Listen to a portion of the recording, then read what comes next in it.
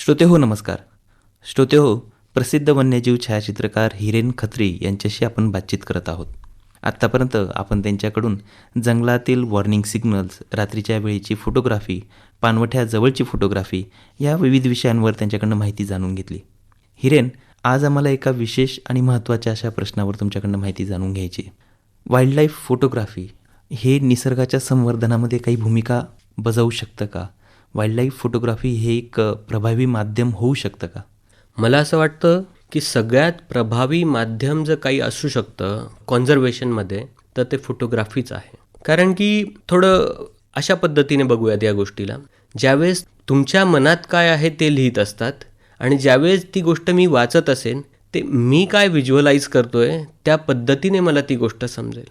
पण फोटोग्राफ हे असं माध्यम आहे जे तिथे होतं ते फोटोग्राफरने कॅप्चर केलं त्याच्या दृष्टिकोनातून आणि एक्झॅक्टली तेच तुम्हाला दिसतंय. तिथे पण ती डिस्क्रिपन्सी येऊ शकते कारण की फोटोग्राफरने तीच गोष्ट का बघितली, 360 डिग्रीमध्ये फोटोग्राफरने तीच गोष्ट का बघितली, पण त्याचा जो इम्पॅक्ट आहे, जो उद्देश आहे तो अगदी क्लिअरली आपल्याला कळत असतो. आणि ज्या भावना ज्या असतात, जसं आता तुम्ही कधी तुमचे जुने अल्बम उघडून बघितले तर तुम्ही भावूक होऊन जातात आणि ती जी भावना आहे त्याच भावनेचा वापर करून आपण वाईल्ड लाईफ फोटोग्राफी तो कॉन्झर्वेशन करू शकतो. आणि जेवढेही आता सगळे मोठे फोटोग्राफी कंटेस्ट आहेत जगातले, प्रत्येक कॉन्टेस्टमध्ये कॉन्झर्वेशन हा सेपरेट इश्यू असतो. आणि फॉर्च्युनेटली लास्ट इयर जो एशिया खंडातला सगळ्यात मोठा फोटोग्राफी अवॉर्ड आहे, nature in focus wild life photography award, त्याच्यात मला त्याच कॅटेगरीमध्ये एक अवॉर्ड मिळाला होता. जो नॉर्थ ईस्ट इंडियातला एक पिक्चर होता पक्ष्यांचा, अतिशय सुंदर पक्षी जो मी आयुष्यात जिवंत कधीच बघितलेला नव्हता, तो मी तिथे मृत अवस्थेत बघितला. आता पण मला बोलताना गुजबम्स येत आहेत कारण की ती मोमेंट जी आहे, जे छायाचित्र मी त्यावेळेस घेतलं, ती जी मेमरी आहे माझ्यासोबत ती नेहमीसाठी आहे. आणि ती जी मेमरी आणि जे माझं ऑब्झर्वेशन आहे ते त्या छायाचित्रात थ्रू मी लोकांपर्यंत पोचवलं.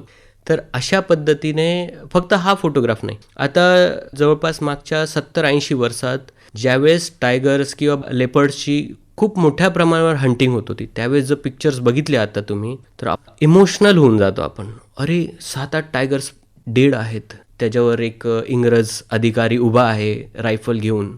मी जसं तुम्हाला आता बोलतो, एक्सप्लेन करतोय, मी बघतोय की तुम्ही इमोशनल होत आहेत किंवा व्हिज्युअलाइज करण्याचा प्रयत्न करतायत. पण तोच ज्यावेळेस टायगर आपण जंगलात बघतो आणि त्याचा फोटोग्राफ घेतो त्यावेळेस आपल्याला समाधान वाटतं त्या गोष्टीचं.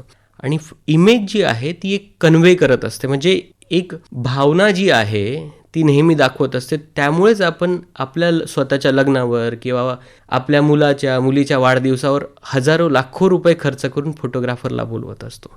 आणि जो इमोशनल कनेक्ट जो आहे तो एक फोटोग्राफच देऊ शकतो किंवा मग व्हिज्युअल डॉक्युमेंटरी आपण म्हणू शकतो त्याला. फोटो असो किंवा व्हिडिओ असो, व्हिज्युअल मीडियम जे आहे ते कॉन्झर्वेशनमध्ये खूप खूप खूप मोठी भूमिका बजावतं. श्रोते हो, प्रसिद्ध वन्यजीव छायाचित्रकार हिरेन खत्री यांच्याशी आपण बातचीत करत आहोत. आजच्या भागात आपण इथेच थांबूया. हिरेन, तुम्ही आम्हाला वेळ दिलात त्याबद्दल धन्यवाद. धन्यवाद. तुमचेही खूप खूप आभार.